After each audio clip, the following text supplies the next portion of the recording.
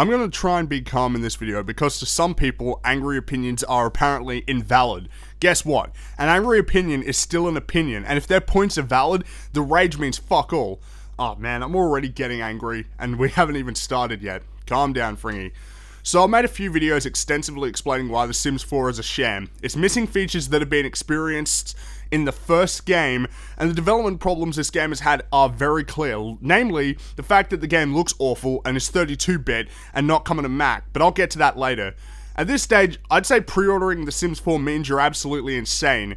So I'm going to explain to you, along with my final plead, why you should not buy The Sims 4. Especially since we're one day ahead of launch, I thought that I needed to do this now. Trust me, I'm doing this for you. Firstly, let's discuss the elephant in the room. The 89 missing or otherwise gimped features. I had someone say to me that it's okay for these features to be missing because they'll come later in an expansion pack. I nearly died of a stroke when they said that. Look, I get that you may like the game, but that is no excuse. Someone will probably say to me, Fringy, if Sony announced a Crash Bandicoot reboot that only had 10 levels, you'd buy it. Stop being a hypocrite. Sorry to burst your bubble, but even if Sony released a Crash Bandicoot reboot, the one game I wanted for a decade, I still wouldn't buy it if it had less features than a game made in the 20th century. Buying this game says to EA and all gaming companies that you're okay with getting less for your money, that you're okay with companies shafting you to increase their bottom line, that you're fine with less than the best. I'm sorry, but that's not okay, and I'm not like that.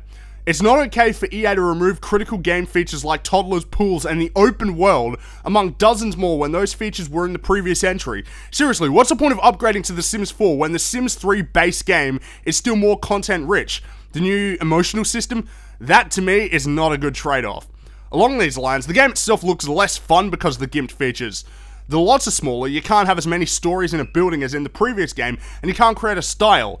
Even if you don't have principles and morals, how in hell does this game actually look fun? Secondly, there are very clear development issues with this game. The most obvious problem is that the game isn't coming to Mac. I normally call you demented for gaming on a Mac, but this is The Sims, a casual game that's played by people who don't know dick all about computers. I don't know about you, but why is the game not coming to Mac? How hard is it to port a PC-only title, especially when it's a franchise as big as The Sims?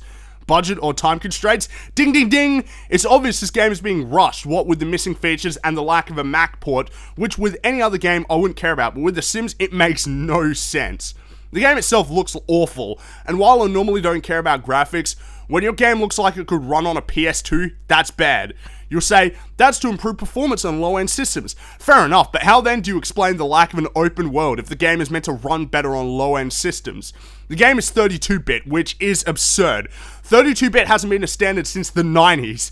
To the uninitiated, you may wonder what the problem is. It's a bottleneck, that's what the problem is. When a game is only 32-bit, it means that the game can only utilize a maximum of 4GB of RAM. So those of us who have actual modern gaming PCs won't see a performance increase. And to me, that just blows my mind, and that's not acceptable. Finally, to my understanding, review codes aren't being sent to game reviewers until launch day. I'm not talking the embargo. Reviewers aren't getting their copies of the game to review until it's already available on Origin to everybody. This came from Dan Stapleton of IGN, and when IGN, the biggest online games publication, aren't getting their copies until launch day, that means something is wrong. That means one of two things. Either the game is being worked on right until midnight because it's rushed, or EA knows the game is terrible and want to get as much money as possible from pre-orders, and by the time people realize that the game sucks ass, it's too late.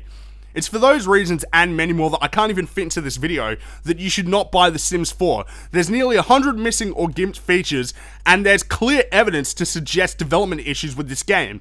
I get that you like The Sims. I like The Sims as well, but when there's this much evidence in front of my face, I can't just look away, and supporting this sort of stuff is unacceptable to me. For the sake of the gaming industry, and even your own wallet, do yourself a favor and don't buy The Sims 4. If you don't listen to me and many others, go out and buy the game and then cry when it's shit. Don't expect any sympathy from me, because I warned you.